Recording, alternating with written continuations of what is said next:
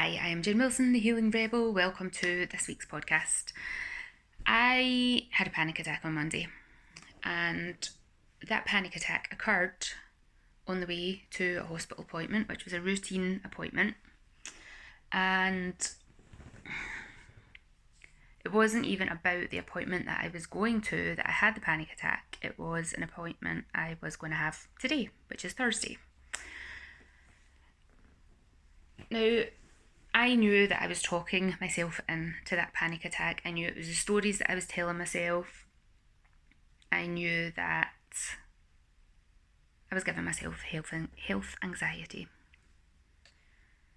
But I still managed to get into a panic attack. When I got up to the ward where I see the nurse, I took myself off into the toilet because when I was walking through the park, I was like, look at the trees, look at the green, breathe. But then I walked into the building and I don't like going to the hospital anyway, even for routine appointments when I'm feeling reasonably well. I get anxious about these anyway. But because I had this additional appointment this week with gynecology, I didn't know the doctor that I was going to be speaking to. I didn't know how the conversation was going to go. There were so many unknowns that I just went off and had a panic attack. So when I got to the hospital, that kind of ramped it up, just being in that environment and that energy. And I took myself off to the toilet because I had sort of 10 minutes before the appointment was due, and I did my breathing technique where I found my pulse and I just focused on the pulse and then started counting the beats of my pulse while I was breathing in, while I was breathing out, just counting at the pace of my pulse. And that does help calm me down a little bit because it's giving you something to focus on. And a lot of the time when we go into panic attacks, it's because we are hyper focusing on something that's shortening our breath and creating this overstimulation, and the body and nervous system are over responding to it. And I also did a few rounds of the 4-7-8 breath, which is breathing in for a count of 4, holding for a count of 7, exhaling for a count of 8. And that did help bring things down a touch as well. So I then was able to go and sit in the waiting room and wait to be called. And then when the nurse called me and I went in and she was like, "How are you today?" And I thought I could just say, "Yeah, I'm all right, I'm fine." Or I could be honest with her. So I was honest with her and said, "I'm just trying to talk myself back out of a panic attack that I managed to talk myself into." And then I started crying and she was like, "Oh," she was absolutely brilliant, gave me some tissues, sat down and just was able to have a chat to me. So I was able to explain what was going on, what I was feeling distressed and anxious about. And she did her best to reassure me, even though it wasn't her area of knowledge and education, because she was very honest. She's like, "I don't know much about gynecology, but this is what they might say. This is what they might be able to offer you. But obviously, the doctor will be able to talk you through all the options." So she was really nice, did my bloods, and then the next day she phoned me because she knew that I was concerned about sort of like the bigger picture of my health.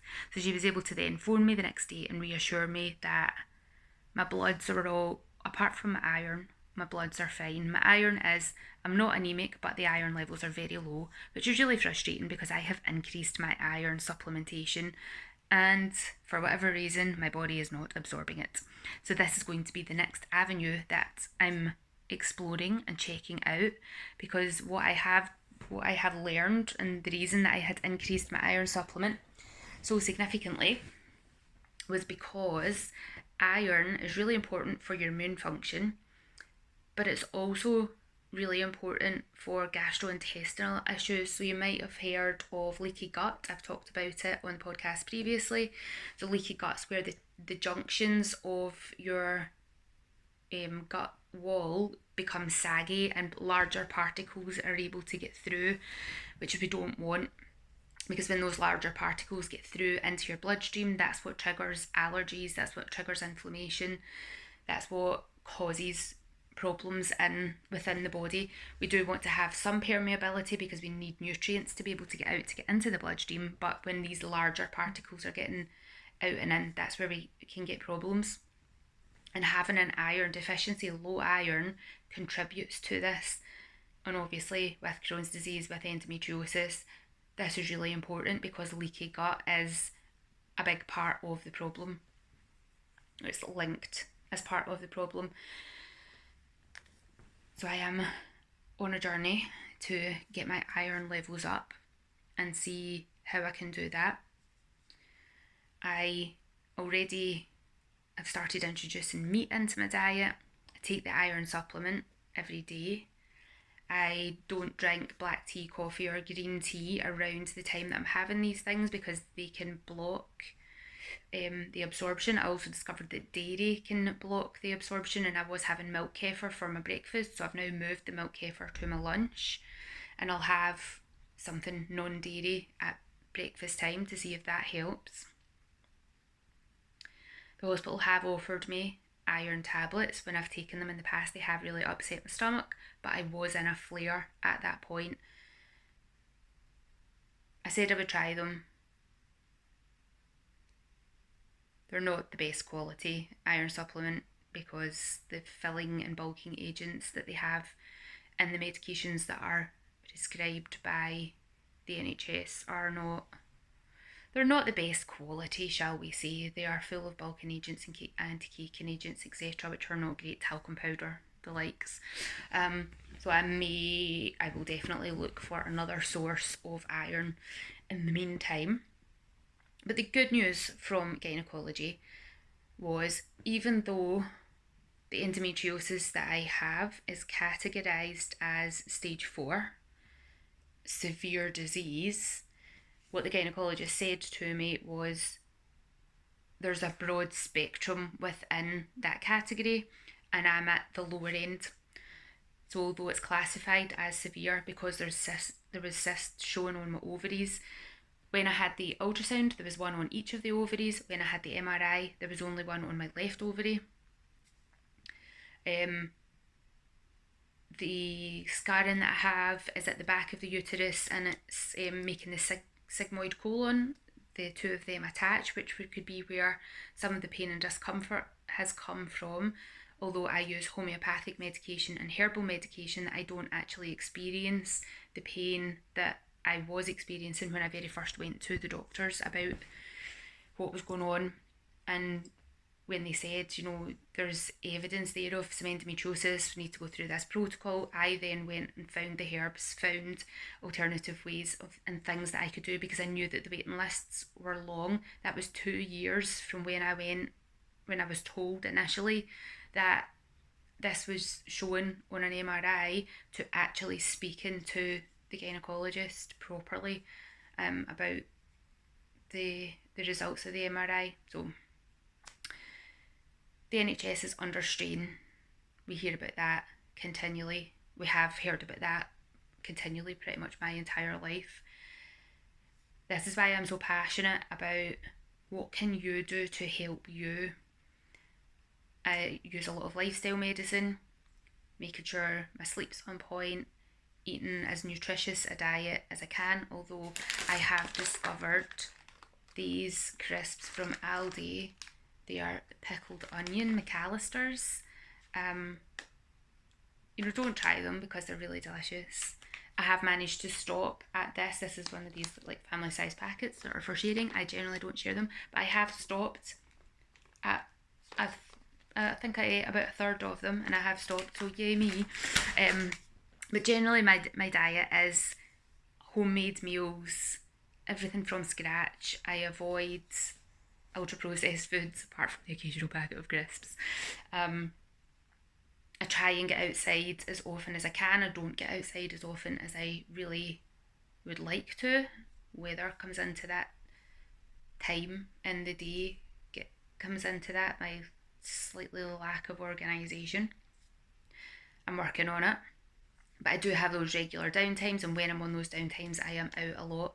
I did go paddleboarding again last night, which was lovely to be out for an hour on the water. Just peaceful, peaceful, peaceful on the canal. So nice. I avoid as many harmful, toxic substances as possible.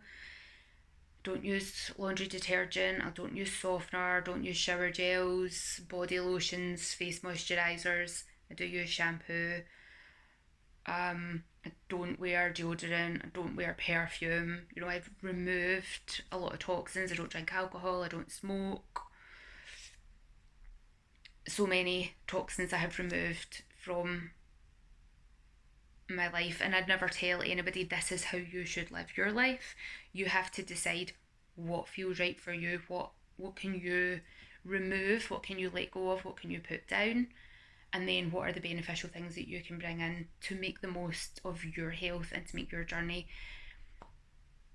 as easy as possible. And it's not always easy, especially if you're living with chronic illness, chronic health conditions. The journey isn't always easy, and there are days and times where you just want to scream and shout and stamp your feet and say, this is not fair.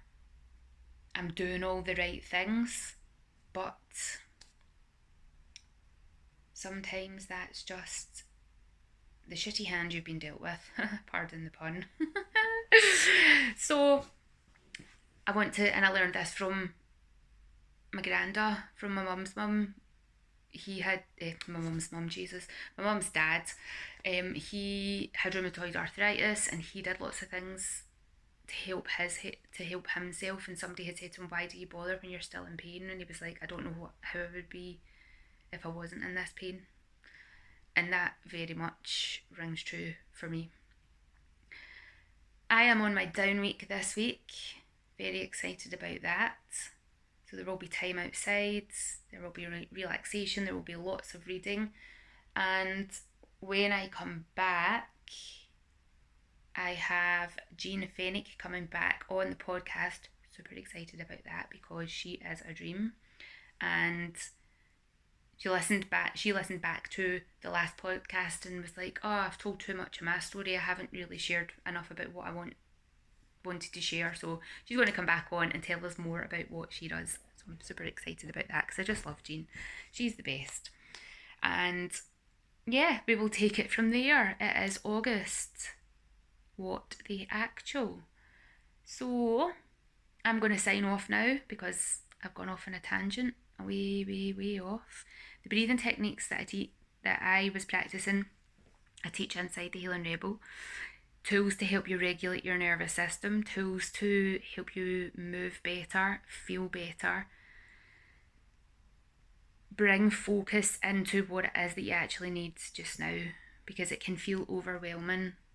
Like I was saying, I really want to get out more often, but I also have to put attention into other things.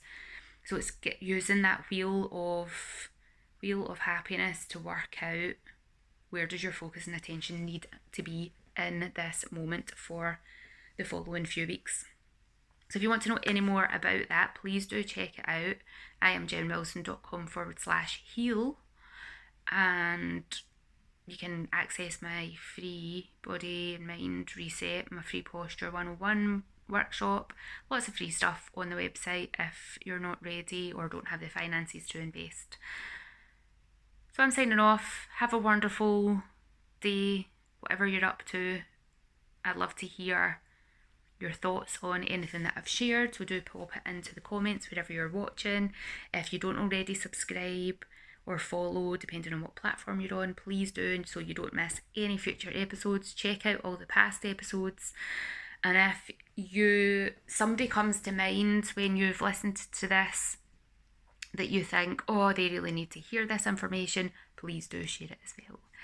Ever so grateful for your time, for your attention, and I will see you on the next podcast.